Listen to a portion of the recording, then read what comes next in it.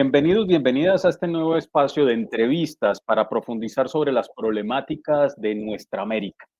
En esta oportunidad vamos a trabajar todas esas consecuencias que ha traído la política extractiva por la cual Colombia ha caminado en estos últimos 20 años. Y para ello tenemos a un invitado bien especial y a quien agradecemos nos haya aceptado la invitación. Él es Robert Daza, es ingeniero agrónomo, es educador ambiental, es un dirigente de la Coordinadora Agraria Nacional, la Coordinadora Nacional Agraria, el CNA, y en este momento fue electo por votación popular como senador de la República. Robert, muchas gracias por aceptar la invitación. ¿Y quién es Robert Daza? Bueno, muy buenos días. Gracias por la invitación.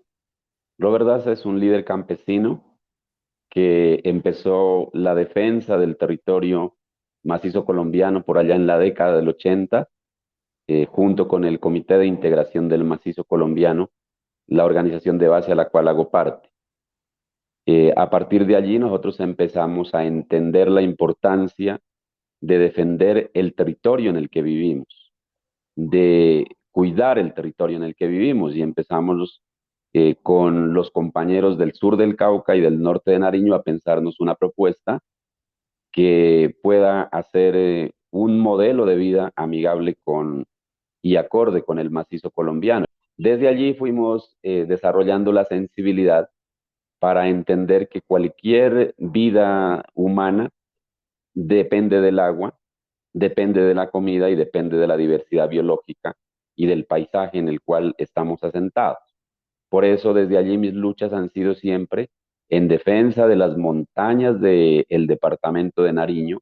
Hemos estado participando de luchas del Congreso de los Pueblos, donde el, manda, el Congreso de Tierras y Territorio en el 2011 ya mandató a las comunidades defender los territorios del país, de las represas que en ese momento estaban ya iniciándose a construir, de toda esa locomotora minera, minero energética del presidente Santos, y que por la acción decidida de la movilización campesina, indígena y de las comunidades habitantes eh, de esos polígonos de concesión minera, se lograron detener. Entonces nosotros desde hace 30 años, un poco más de 30 años, hemos estado dando luchas para defender el agua, para cuidar la diversidad biológica y para que los territorios sean territorios de las comunidades en las que se habitan y no sean para la acumulación de riqueza de los grandes poderes transnacionales, cuando después de hacer todo el saqueo que hacen de los bienes comunes, nos dejan únicamente los problemas ambientales y la pobreza absoluta. Robert, estás mencionando dos asuntos o tres asuntos clave: la defensa del agua, la defensa de la vida, el tema minero energético y las consecuencias. Centrémonos un poco. Hace más de 20 años, tú lo mencionas, 30 años, se viene profundizando un modelo extractivo desde el Estado mismo, un modelo extractivo en el país como parte de su eje económico central. ¿Cuáles han sido en el país las consecuencias de ese modelo extractivo para el mundo campesino, para el mundo indígena y para la naturaleza como tal? Bueno, como campesinado nosotros empezamos a sentir ya en forma todo este modelo extractivista a partir de la década del 90, cuando entra a fondo el modelo neoliberal, ¿no?, que se caracteriza por ser profundamente extractivista, agroimportador y agroexportador. Desde ese tiempo, con la apertura económica de César Gaviria, a los campesinos y a las campesinas se nos aísla de la posibilidad de tener acceso a la política pública y a la financiación de nuestra agricultura campesina como tendríamos derecho, así como hoy en día la tienen los agroindustriales, que se están llevando toda la financiación del Ministerio de Agricultura, y el campesinado pues estamos trabajando con nuestros propios esfuerzos. Desde allí entendimos que para Colombia se venía con fuerza eh, todas las concesiones y los permisos de exploración y explotación, no únicamente de minerales, sino también de hidrocarburos y también los permisos para la construcción de represas. Eh, pues la justificación que se da por parte del alto gobierno, de los ministerios y de las empresas transnacionales es que hay que hacer la extracción de esos minerales, porque hay que hacer la extracción de ese hidrocarburo, hay que hacer las represas, porque eso es el desarrollo para la región, porque eso va a llevar riqueza a las regiones, va a llevar trabajo. Pero fíjese usted, nosotros haciendo un análisis entre los liderazgos campesinos, indígenas y afros, nosotros llevamos al análisis hechos que ya han pasado en Colombia. Por ejemplo, en el Putumayo, desde 1960 se hace la extracción petrolera y hasta la década del 90 el Putumayo no tenía 1 kilómetro de carretera pavimentada. Las condiciones de resolver necesidades básicas insatisfechas prácticamente eran cero. Entonces, no es cierto que la extracción de minerales, hidrocarburos, hacer represa, bueno, de otros proyectos extractivistas, lleve bienestar a las comunidades. Pero sí también llevan los conflictos, porque alrededor de toda esta entrada de las transnacionales se exacerba todo el conflicto social, la ruptura del conflicto social, el enfrentamiento entre las comunidades y también la llegada de grupos de seguridad de las transnacionales, junto con grupos paramilitares y grupos también de fuerza pública que cuidan esas grandes empresas y que se convierten en factor de violencia y de violación de los derechos humanos para los liderazgos y para las comunidades que no están de acuerdo con esa extracción. Entonces, nosotros desde 1990 ya identificamos que debíamos organizarnos con fuerza las comunidades campesinas, que ya no era la lucha por la tierra, sino era la lucha por la protección de los territorios. Y desde allí, como coordinador nacional agrario, con la mano de la vía campesina nacimos a la luz de garantizar la resistencia y la permanencia del campesinado en los territorios que hoy pues todavía están a título de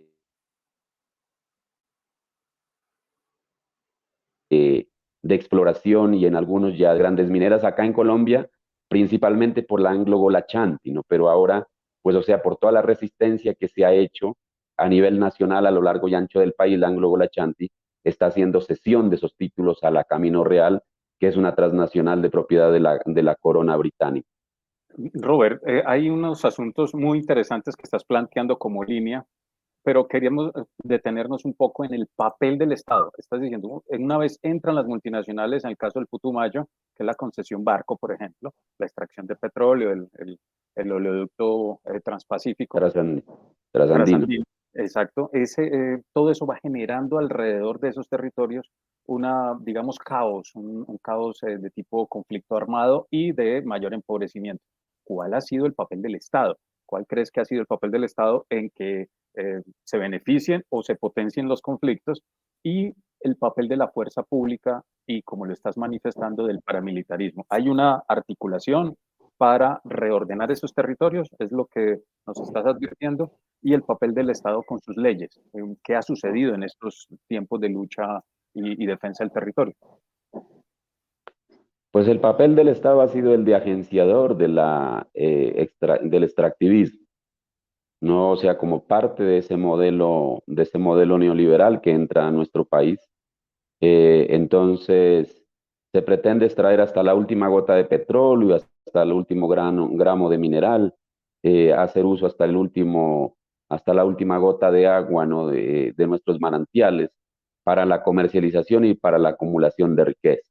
Entonces, nosotros encontramos que, por ejemplo, en el Putumayo, el bloque petrolero Teteye-La Vega, que es un territorio campesino. Allí hay una zona de reserva campesina y como coordinador nacional agrario tenemos proyectado un territorio campesino agroalimentario. Allí prácticamente hay 110 permisos de exploración y explotación petrolera. Eh, Son más de 100.000 hectáreas, creo que 160.000 hectáreas que ahorita está solicitando una empresa de extracción de cobre en las cabeceras de Mocoa, donde sucedió la tragedia que, pues, o sea, nosotros conocemos del desbordamiento de esa quebrada de Mocoa. Entonces, el Estado ha sido uno de los promotores de la venta y la entrega de los territorios para que las transnacionales entren a hacer exploración y explotación.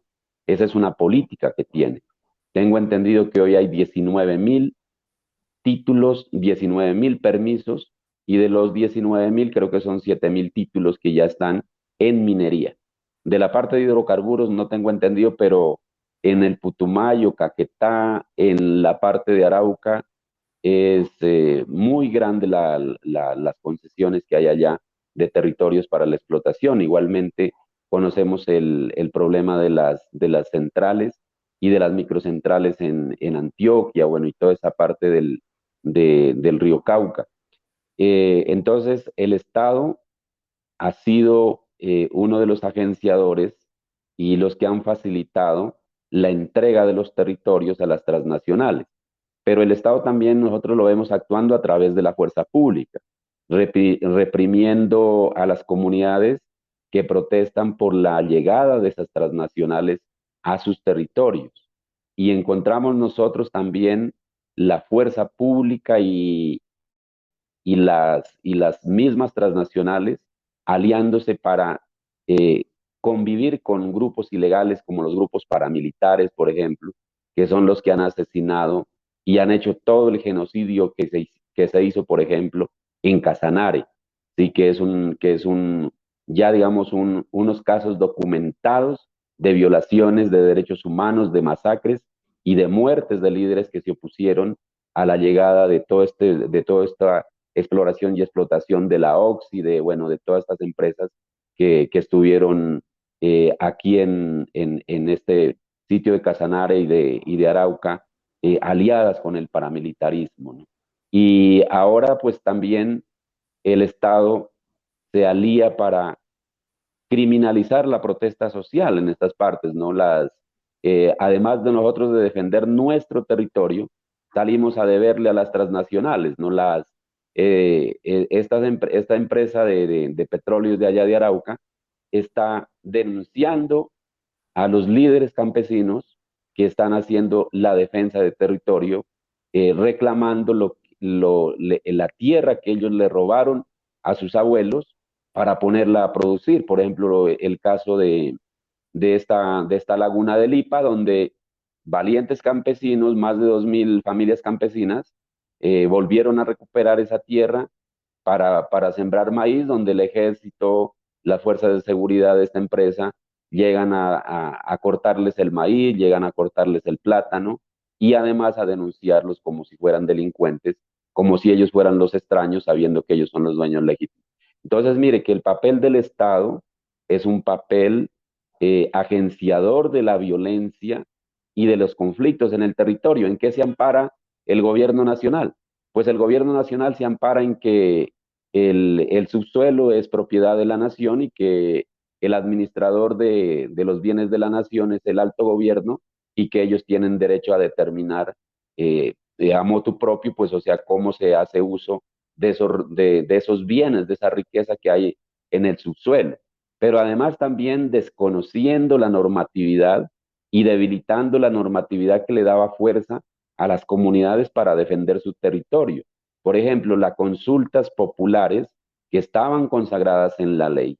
El Consejo de Estado, después de que en Cajamarca se hace la consulta popular, ellos le quitan piso jurídico. Pero nosotros como comunidades, nosotros tenemos muy claro lo que nos corresponde y a lo que tenemos derecho. Por eso en el departamento de Nariño, en el norte de Nariño, donde yo vivo, y en el sur del Cauca, donde hacemos parte de una misma comunidad, hemos empezado lo que se llaman las consultas populares legítimas, es decir, unos procesos de votación libre de la población para que la población se exprese. Y la población en estos 8 municipios, más del 98% ha dicho no queremos minería. Por eso, a través de la movilización, nosotros en estos territorios hemos expulsado a las transnacionales mineras y hay la decisión de no dejar hacer minería en estos territorios. Allí tenemos la primera experiencia del territorio campesino agroalimentario de Colombia, donde participan 14 municipios del norte de Nariño y 3 municipios del sur del Cauca, y ahorita apenas pasen las elecciones vamos a continuar haciendo estas consultas populares mineras para que todo el territorio campesino se exprese a una sola voz diciendo no queremos minería, y esa tiene que ser una cosa que el nuevo gobierno, yo como legislador, voy a impulsar para que se reconozca en la normatividad y esa decisión voluntaria y legítima de la gente sea reconocida y tenga poder vinculante. Muy bien, Robert. Hay un elemento y es la criminalización y la persecución. Mencionabas que es el ejercicio de la fuerza y que hay una alianza con fuerzas paraestatales, pero también hay un asunto de la justicia y es la criminalización y la persecución de los líderes, lideresas sociales. Eso se ha profundizado. Sí, muchísimo. Eh, si nosotros revisamos las estadísticas que existen de masacres, de muerte de líderes sociales, de desplazamientos, eh, encontramos un mapa a nivel nacional coincidente con los intereses transnacionales para el extractivismo. El paramilitarismo, toda el pensamiento uribista lo colocaron como matriz de opinión a nivel nacional, que el paramilitarismo surgió como una forma de defensa legítima de los bienes, sobre todo pues de los ricos, ¿no? De terratenientes, de ganaderos, de industriales, de agroindustriales, contra la guerrilla. Y supuestamente el paramilitarismo en sus manos.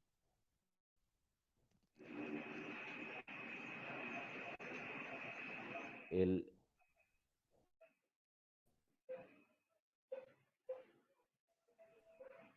La imagen se volteó. ya. Y ya regresó el sonido, ¿Aló? perfecto.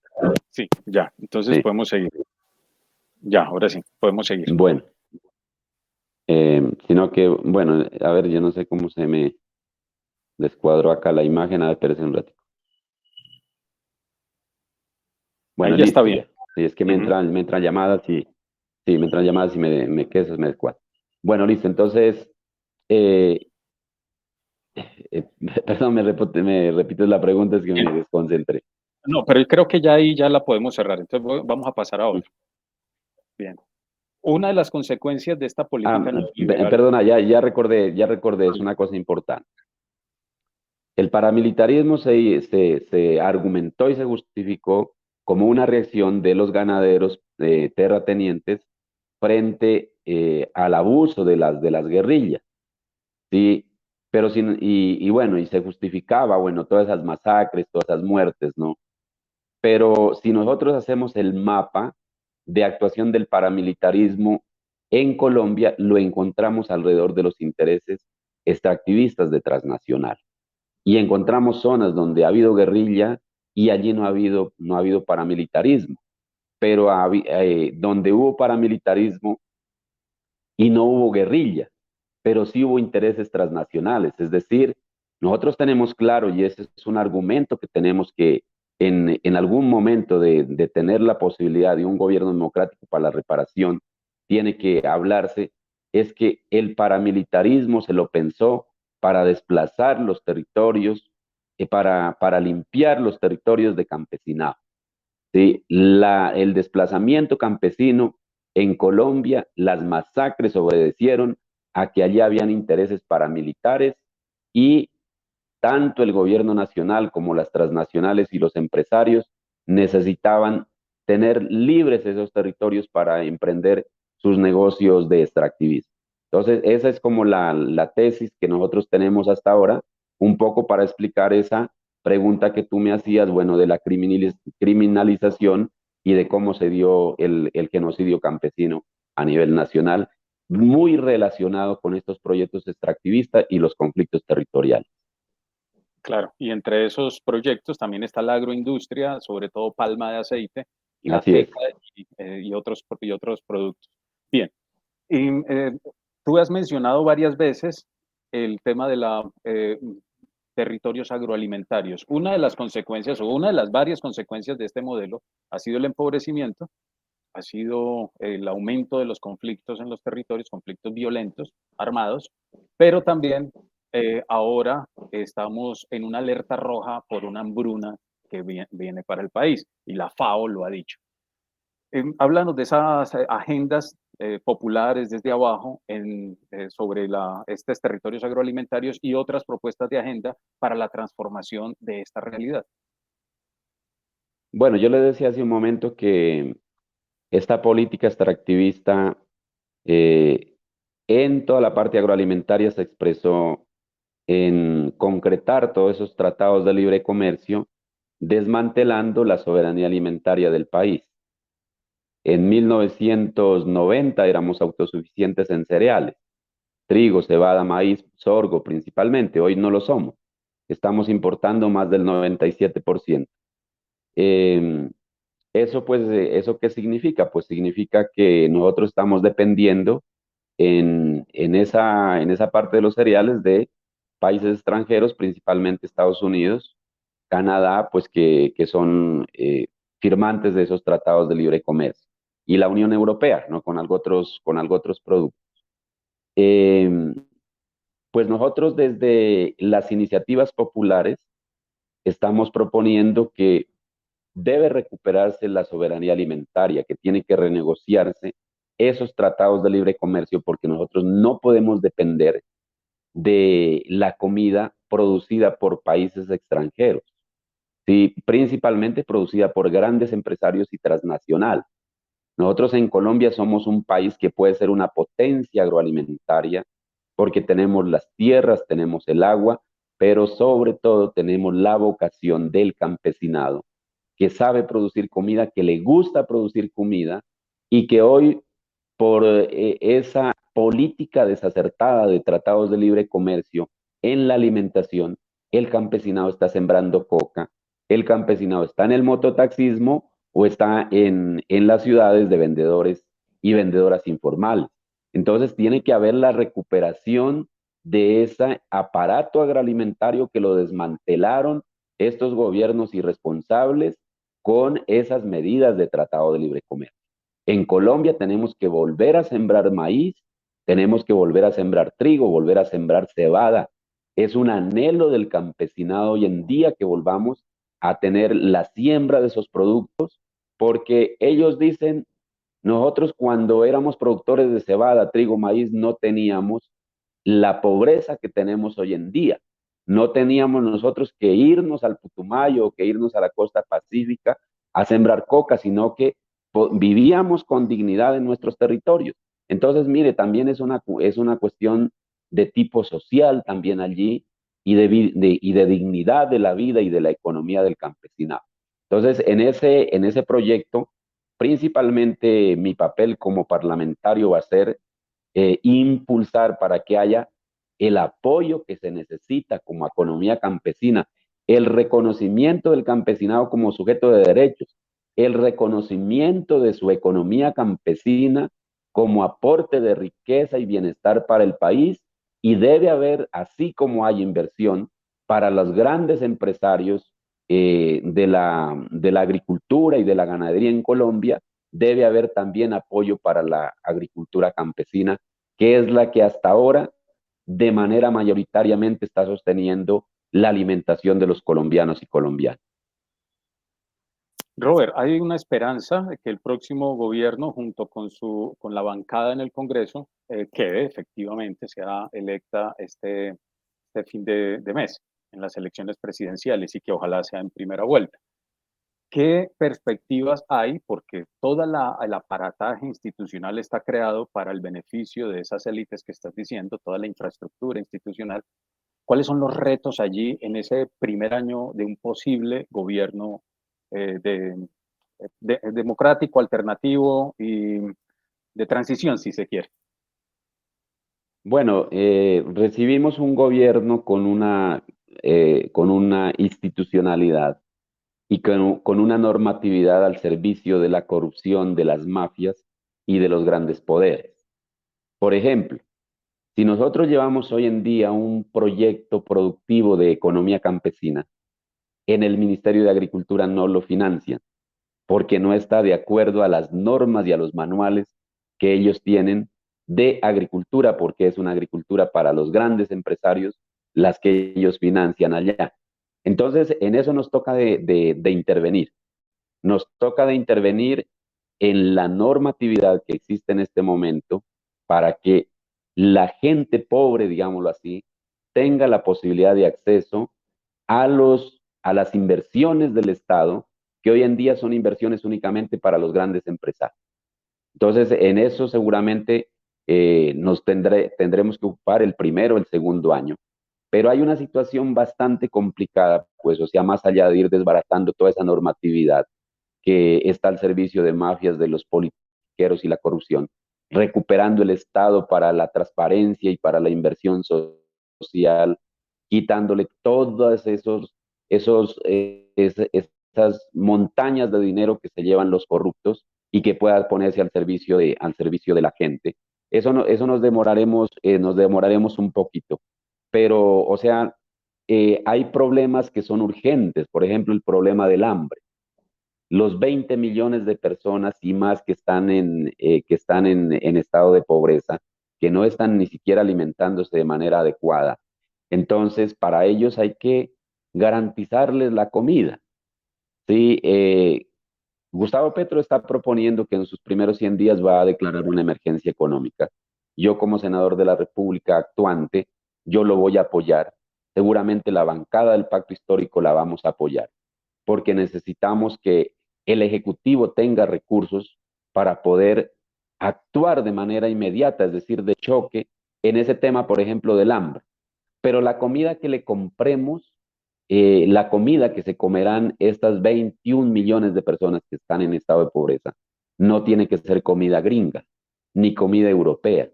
Tiene que ser comida producida por nuestros agricultores y nuestras agricultoras.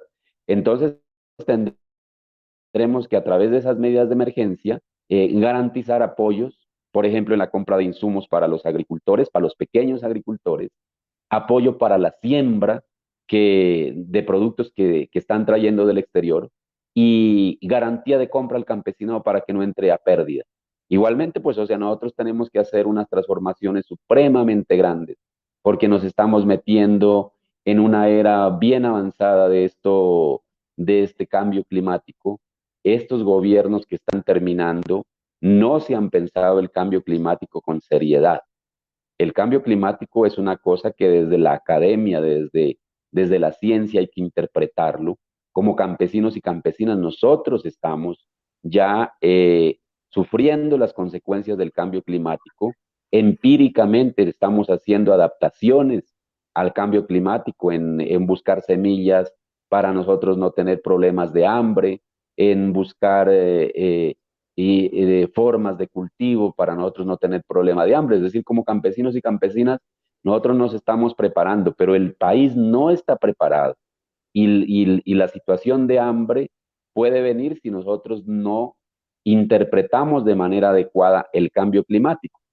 Pero si hay la voluntad, bueno, ya para terminar la intervención, si hay la voluntad de volver a recuperar la soberanía alimentaria en el país. Yo creo que ese es un propósito que se tiene como bancada parlamentaria del Pacto Histórico, como programa de gobierno de Gustavo Petro y de Francia Márquez, y seguramente los aliados del Frente Amplio también están entendiendo que eso es urgente para el país y de esa manera tenemos que disponernos pues a hacer nuestras actuaciones dentro de los márgenes estrechos que nos deja la ley, pero luego como legisladores tenemos que ir adecuando esa legislación a una legislación que permita ya tener un modelo de gobierno para la gente y no únicamente para unas pocas élites. Bien, sabemos de la premura del tiempo. Quisiera dos temas que fuesen rápidamente tratados. Uno, tema de paz, y el otro, las relaciones internacionales. Hay dos formas de entenderlas, una entre los gobiernos, los bloques regionales, y la otra entre los pueblos. ¿Qué tendríamos para decir en estos dos temas?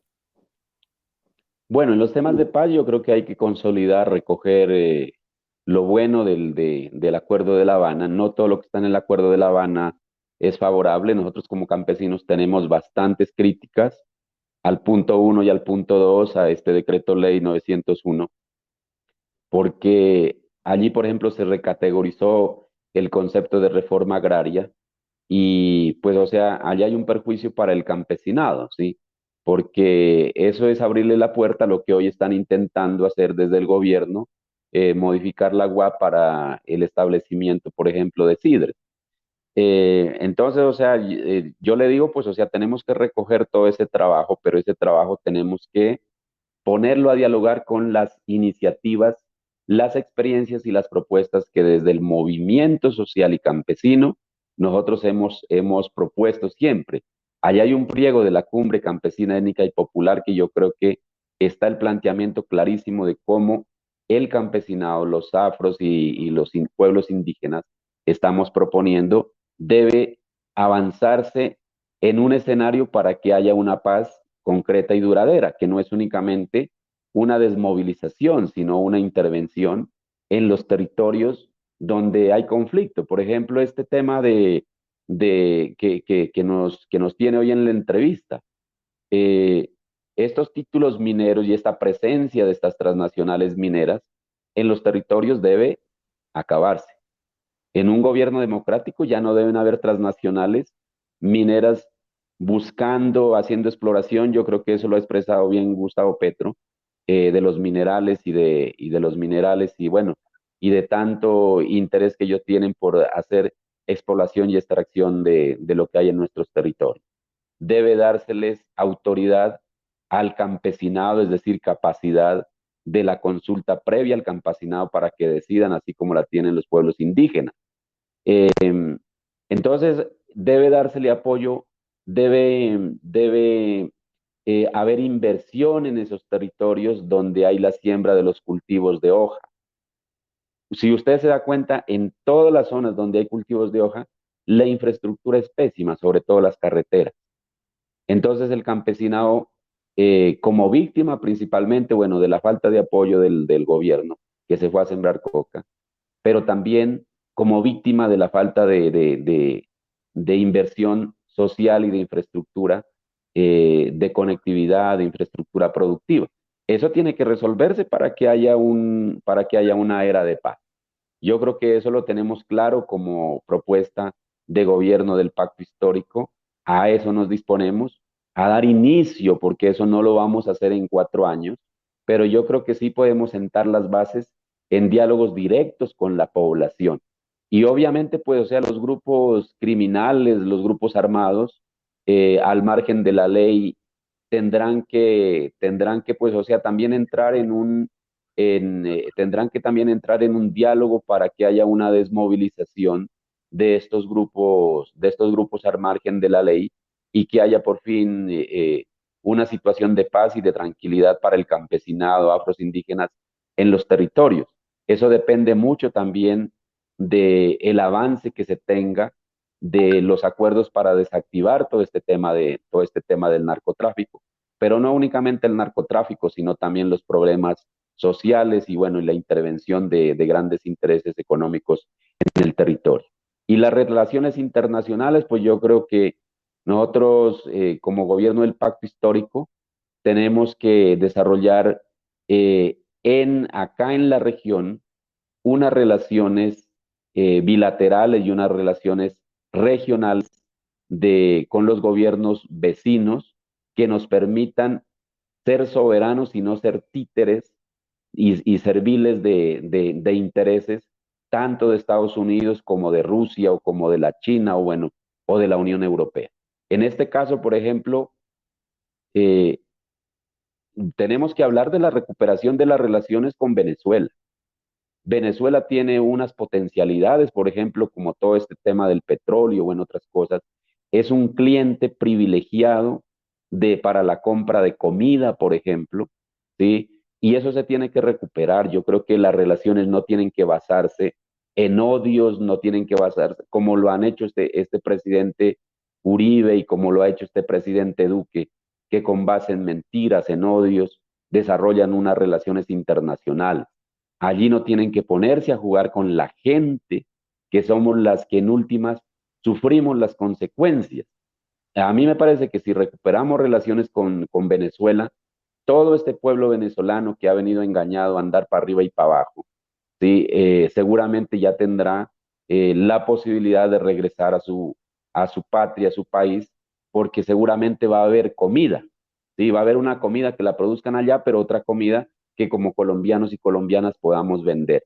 Entonces yo creo que acá nosotros tenemos que desarrollar unos tratados, unos acuerdos, sobre todo de Latinoamérica, que nos permita entrar en el contexto mundial con autonomía y no como peones de poderes y de imperio. Robert, agradecerte por esta valiosa información, por toda esta información que nos brindas. Nos quedan preguntas, tal vez te estaremos molestando más adelante y cerramos por ahora. Nos quedan entonces retos y nos quedan también miradas de lo que pueda ocurrir en los próximos 2, 3 años en Colombia y en la región. Bien, a todos quienes nos están escuchando, nos estaremos Yo quiero encontrando. decirle, Alfonso, ya digamos como para despedirnos. Sí, Una de las cosas que estamos impulsando desde acá al suroccidente como bancada parlamentaria del Pacto Histórico, incluida las curules indígenas y muchas curules de paz, es la autonomía de los territorios, es decir, la capacidad de decidir de los territorios, desde los territorios. El ordenamiento territorial en Colombia siempre se ha hecho desde los poderes económicos, se ha hecho desde los escritorios de planeación nacional del DNP, es decir, desde Bogotá se piensa el territorio sin conocerlo. Los tecnócratas basados en información secundaria ni siquiera han pisado el Putumayo y quieren organizarles la vida a los putumayenses. Ni siquiera conocen Tumaco y quieren organizarles la vida a los tumaqueños. Entonces nosotros hoy estamos en contacto permanente y diálogo permanente con las comunidades. Y las comunidades están hablando de proponer sus propios proyectos y sus propias experiencias para que queden en el plan de desarrollo. La gente está disponiéndose a hacer los diálogos regionales y locales para recuperar todas esas iniciativas que han sido propuestas en los paros agrarios y que se han quedado en pliegos incumplidos para recoger todas esas iniciativas subregionales y las podamos llevar a una iniciativa regional y plantearla con fuerza para que quede en el primer plan de desarrollo de un gobierno democrático del pacto histórico. De esa manera nosotros vamos a contribuir a que se cambie esa forma de planeación fracasada, que es siempre envasada de los intereses de los poderosos y en las metodologías y en las prácticas y en los enfoques que dan desde Bogotá. Bogotá tendrá que recibir los insumos desde acá para que con base en ello y con base en los enfoques que le damos desde los territorios, se construya ese plan nacional de desarrollo. De esa manera yo creo que empezamos a reconocer la autonomía, empezamos a reconocer la sabiduría y la inteligencia que hay en los territorios para interpretar los problemas, para orientar cómo deben ser las soluciones y para que haya un gobierno verdaderamente democrático y no una dictadura como la tenemos hoy en día. Entonces, esa es una cosa que le adelanto a Alfonso, como bancada parlamentaria de acá del suroccidente, por lo menos somos 19 curules que vamos a estar haciendo fuerza allá en el Congreso de la República y haciendo presión frente al gobierno amigo, bueno, de Gustavo Petro, pero diciéndole, mire, aquí las cosas, las comunidades están mandatando que se hagan de esta manera y nosotros somos voceros de eso y nos obedecemos más a las comunidades que a un alto gobierno. Gracias, ese era como el cierre que quería hacer. y ese es un excelente cierre. Nos obedecemos más al mandato de las comunidades que al alto gobierno. Puede ser ahora amigo, pero si hay que decirle las cosas, habrá que decírselas en su momento. Bien, Robert, agradecerte por este tiempo, por toda la información. Seguiremos en contacto y a todos quienes nos están escuchando y nos están observando, nos encontraremos en una próxima entrevista que va rodando por toda América Latina reconociendo esas problemáticas y tensiones y luchas por la tierra y el territorio. Nos estaremos encontrando.